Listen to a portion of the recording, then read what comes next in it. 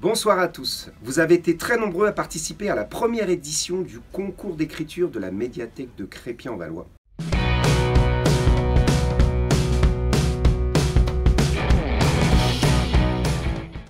Nous avons reçu plus d'une soixantaine de manuscrits et nous vous en remercions.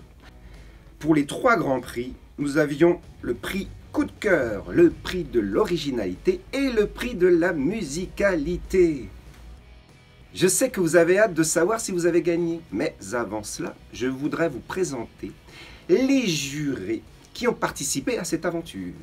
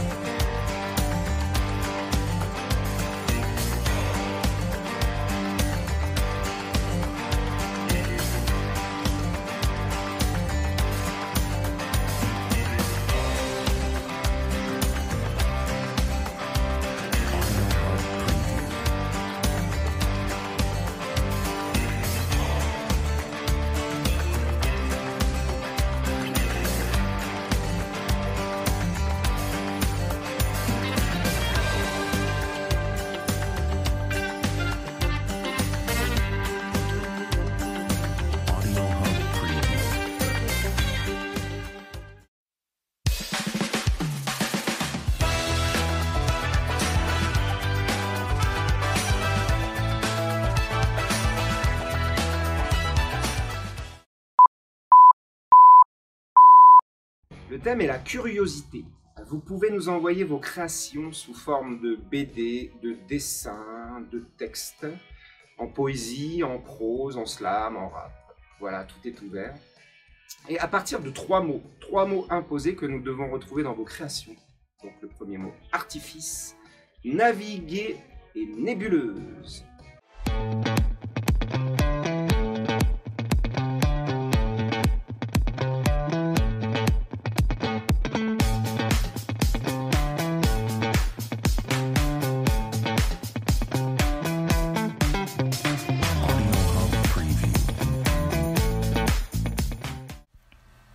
Le cabinet 2. Où me ranger? Qui suis-je? Je ne suis pas une plante, je ne suis pas un meuble. Je suis dans l'ambiguïté car je ne me suffis pas à moi-même. Je veux chercher, questionner, dévoiler.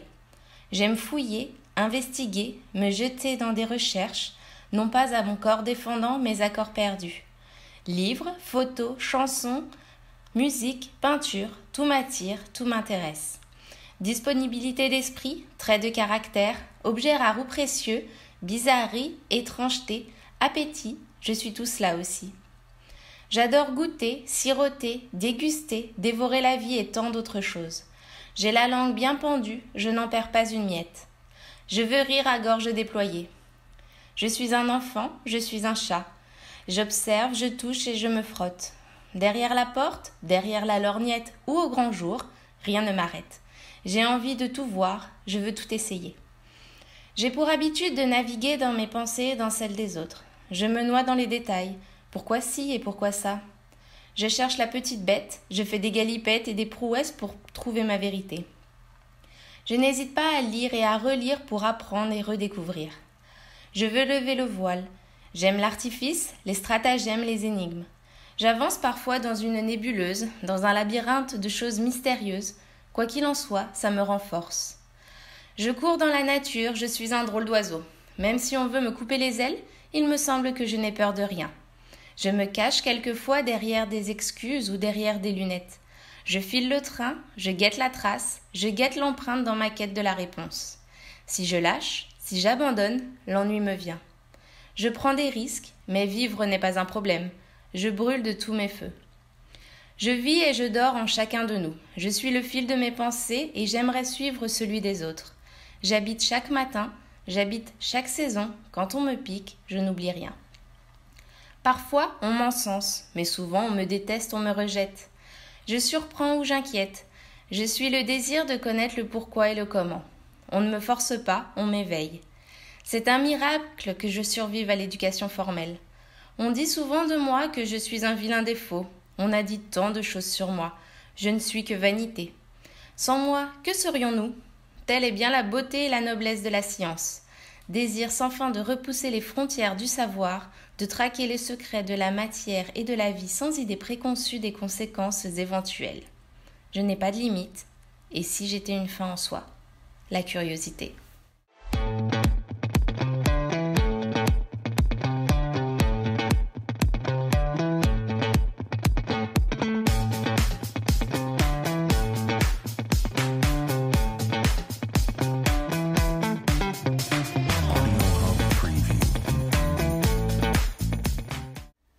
Le cabinet de curiosité.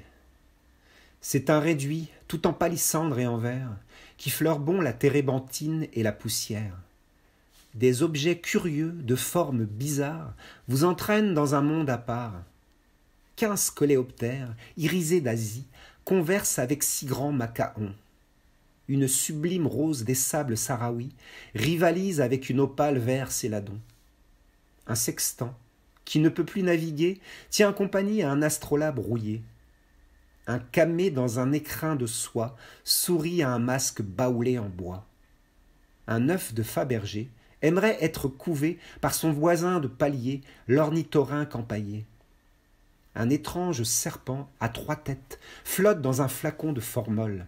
On peut lire sur l'étiquette « Vipère jaune de Formose ».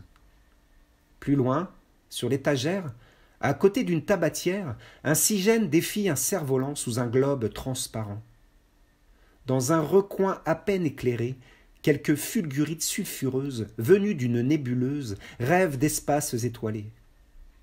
Dans le reflet d'un œil de sorcière se cache une hécatolite en prière.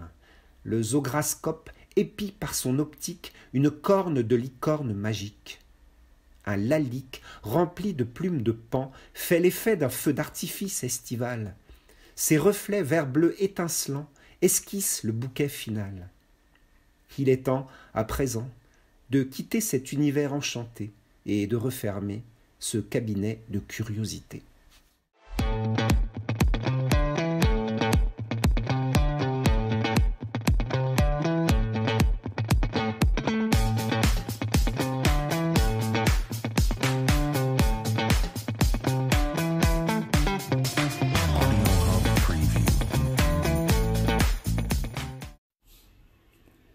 Les petits curieux.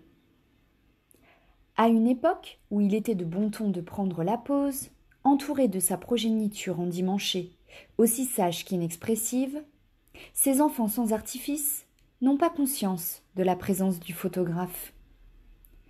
Tout à leur découverte, ils sont seuls au monde. Sans aucun doute, ce précieux trésor ira rejoindre la nébuleuse des merveilles amassée dans le sac de la petite fille. Un joli caillou, un papier de bonbon tout collant, un vieux bouchon, un coquillage, un morceau de collier cassé, une bille ébréchée, un bras de poupée. Après la guerre, ces trésors dérisoires, redécouverts, leur rappelleraient l'insouciance et les jours heureux. Plus tard, ils n'accosteraient pas sur des terres inconnues et lointaines. Ils n'aimaient pas naviguer. Ils avaient le mal de mer. Ils ne feraient pas non plus de grandes découvertes et ne deviendraient pas célèbres. Ils étaient des curieux, tout bêtes, des curieux lambda, comme on dit aujourd'hui. Des curieux qui n'avaient pas les moyens d'aller trop loin dans la curiosité. Pleins de bon sens et intéressés par des choses simples mais essentielles. Quand je regarde cette vieille photographie, je me pose toujours la même question. Qu'est-ce qui pouvait fasciner à ce point ce petit bonhomme qui deviendrait mon père? On voudrait remercier tous les participants qui nous ont envoyé leur magnifique œuvre. Et nous vous donnons d'ores et déjà rendez-vous pour la seconde édition en 2022, l'année prochaine. À bientôt!